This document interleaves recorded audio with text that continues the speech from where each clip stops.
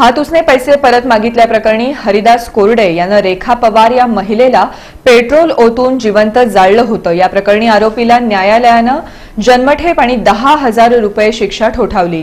रेखा मधुकर पवार वय 50 राहणार सारोळे पाटी तालुका मोहोळ या महिलेनं आरोपी हरिदास कोरडे याला हात उसने म्हणून 1,10,000 रुपये ही रक्कम दिली होती। 20 ऑक्टोबर 2016 रोजी फिर्यादी आणि मृत महिला रेखा पवार या हात उसने दिलेली रक्कम परत मागण्यासाठी आरोपीच्या घरी गेली होती। आरोपी हरिदास कोरडे यानं तुझे कसले पैसे, माझ्याकडे पैसे नाहीत असं बोलत शिवीगाळ दमदाटी केली।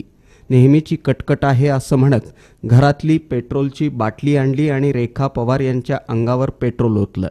खिशामध्ये ठेवलेल्या काडेपेटीनं आग लावली। या आगीत रेखा पवार या गंभीररित्या भाजून जखमी झाल्या होत्या। त्यांना उपचारासाठी रुग्णालयात दाखल केला असता उपचार सुरू असताना त्या मरण पावल्या। याबाबत मोहोळ पोलीस ठाण्यात गुन्हा दाखल झाला होता। जखमी महिलेनं मृत्यूपूर्व जबाबात या घटनेची हकीकत वैद्यकीय अधिकाऱ्यांसमोर नोंद केली होती। या गुन्ह्याचा तपास तत्कालीन उपविभागीय पोलीस अधिकारी अभय डोंगरे यांनी केला। परिस्थितीजन्य पुरावा आणि मृत्यूपूर्व जबाब कोर्टात महत्त्वाचे ठरले। या खटल्यात एकूण 8 साक्षीदार तपासण्यात आले होते। रेश्मा काळे, पूजा समीर शेख, कौशल्या मच्छिंद्र काळे यांच्या साक्षी महत्त्वपूर्ण ठरल्या अशी माहिती सरकारी वकील ॲडव्होकेट आनंद कुर्डूकर यांनी दिली। रेखा मधुकर पवार हिचा दिनांक 21/10/16 रोजी अंगावर पेट्रोल टाकून तिला जिवे ठार मारण्याचा प्रयत्न केला। उपचारादरम्यान तिचा मृत्यू झाला।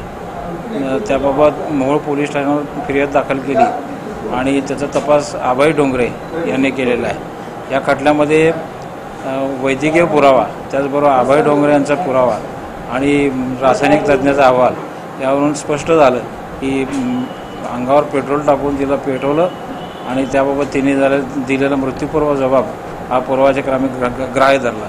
विशेष म्हणजे 1 महिन्याने या पीडितेचा मृत्यू झालेला होता आणि 302 कलमाखाली दोषी धरून न्यायालयाने जन्मठेपेची शिक्षा व 10,000 रुपये दंड अशी शिक्षा फरमावलेली आहे आणि अभियोग पक्षाचे केस तत्वता मान्य करून आरोपीला शिक्षा देण्यात आलेली आहे। या खटल्यात सरकार पक्षातर्फे ॲडव्होकेट आनंद कुर्डूकर तर आरोपीतर्फे ॲडव्होकेट BR बायस यांनी काम पाहिलं।